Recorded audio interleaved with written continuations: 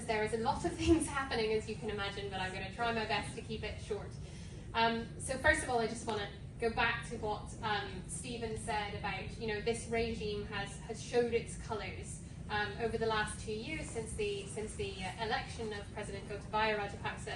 Initially, when we were having conversations with governments and with diplomats, they were saying, we want to see how it goes, we want to give them some time to see what the nature of this government is. And I think 2 years later, it's very clear what the nature of this government is. It's been dynastic. 25% of the state budget is controlled by a single family. The Rajapaksa brothers control about 12 ministerial posts out of about 30. So that's more than a third of the ministerial posts. It's militarized. So the current president has appointed numerous, both retired and serving military personnel to civilian government positions. And it's authoritarian. So under the 20th Amendment of the Constitution, which was passed in October last year, 2020, the President has centralised power to himself and threatens the independence of independent institutions, including the Office of Missing Persons, which is tasked with investigating enforced disappearances, and the Human Rights Commission of Sri Lanka, which is there to be the watchdog for human rights in Sri Lanka. So that's a kind of flavour of what the current government is, and I think it's true, as all of the previous speakers have said, that the current UK government should not be treating this as a normal democratic law-abiding state.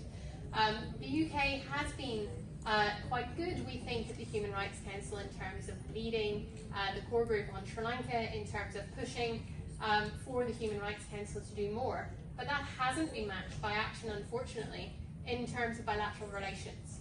So we've seen the UK government refusing to take bold steps. And just 3 of those that I want to mention today, and they're also in the briefing, which is in the pack from Sri Lanka Campaign and Freedom from Torture jointly. The first thing, sanctions. We have this new global human rights sanctions regime. Why don't we use it? There are 2 names in particular that we think should be first on the list, top of the list, for sanctions against individuals. One of those is General Shavendra Silva, who's been mentioned. He's the current army commander. He's also the head of the COVID response.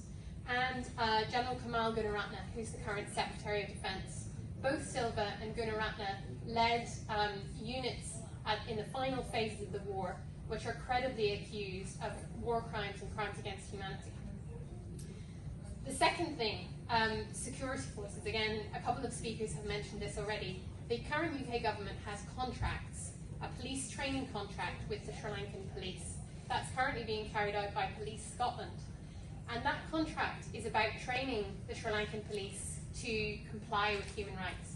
Now, we know that's been going on for about 15 years, and we know that that doesn't work. Training on human rights is not improving the situation because of the ongoing culture of impunity within the security forces.